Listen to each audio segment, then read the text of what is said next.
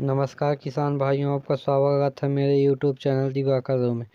किसान भाइयों, आज हम बात करेंगे कि जब आप प्याज की रोपाई करते हैं तो किन किन बातों का ध्यान रखना चाहिए, खरपतवार के लिए कौन सी दवाई डालनी चाहिए और प्याज के लिए पहली खाद बेसल डोज में क्या डालना चाहिए, खरपतवार स्प्रे रोपाई के पहले या रोपाई के बाद करना चाहिए। तो यही सब पूरी जानकारी है जिसे आज हम इस वीडियो में आपको देंगे। तो चैनल को सब्सक्राइब जरूर कर लीजिए और वीडियो को लाइक ज़रूर कीजिएगा यदि जानकारी अच्छी लगी तो। चलिए किसान भाइयों शुरू करते हैं।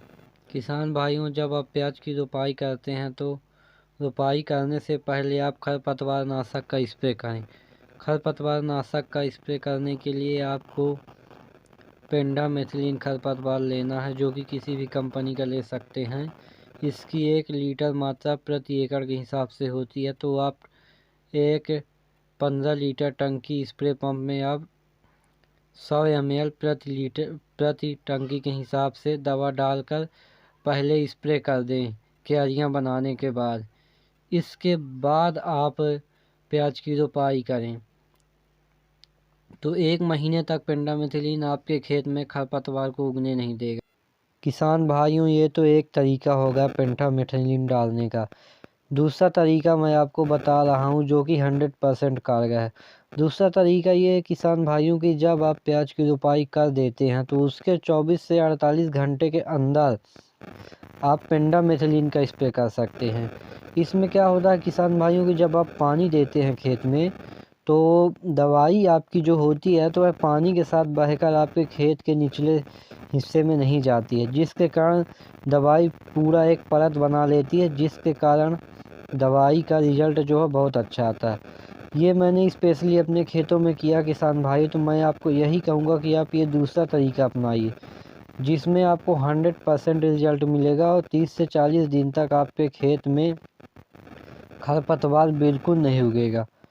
आप ये तरीका कर सकते हैं किसान भाइयों, क्योंकि ये तरीका हमने अपने खेत में किया। ये तो किसान भाइयों बात हो गई दवाई की। अब बात कर लेते हैं खाद के बारे में। किसान भाइयों, खाद में बेसल डोज के लिए आप DAP का इस्तेमाल कर सकते हैं। किसान भाइयों, मैं ये आंकड़ा 1 एकड़ के हिसाब से बता रहा हूँ, तो आप अपने खेत के हिसाब से मैनेज कर लीजिएगा।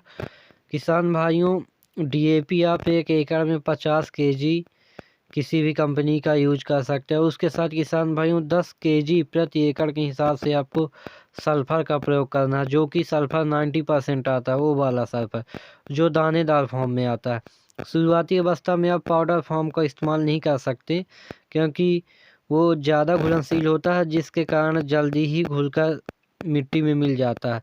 लेकिन शुरुआती अवस्था में हमारे पौधे जो हैं बराबर तरीके से जड़ नहीं लिए रहते, ग्रोथ नहीं ले पाते, इसलिए आप पहली अवस्था में दानेदार सल्फ़र का प्रयोग करें, ताकि वह धीरे से धीरे ज़मीन में घुले और जब पौधे अपनी जड़ पकड़ें तो ज़मीन से सल्फ़र को उठा लें। और DAP भी धीरे धीरे घुलती है, जिसके कारण जब तक आपकी प्याज जड़ पकड़ती है तब तक तत्व DAP और जो सल्फ़र होते हैं वो पूरा ज़मीन में मिल जाते हैं। तो किसान भाई, आपको पहले प्याज की रोपाई के करने में सिर्फ इतनी ही खाद डालनी है, इसके अलावा और कोई खाद नहीं डालनी है।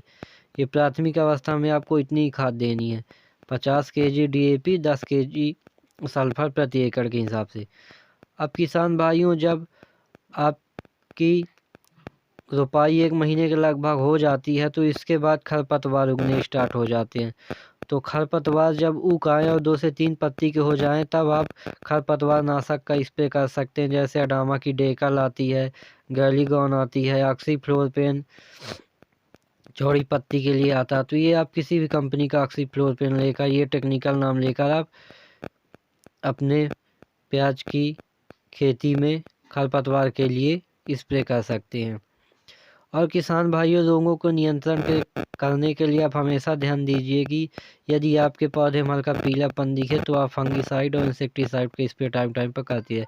आगे की जानकारी मैं अगले वीडियो में दूंगा किसान भाइयों। तब तक के लिए चैनल को सब्सक्राइब, वीडियो को लाइक जरूर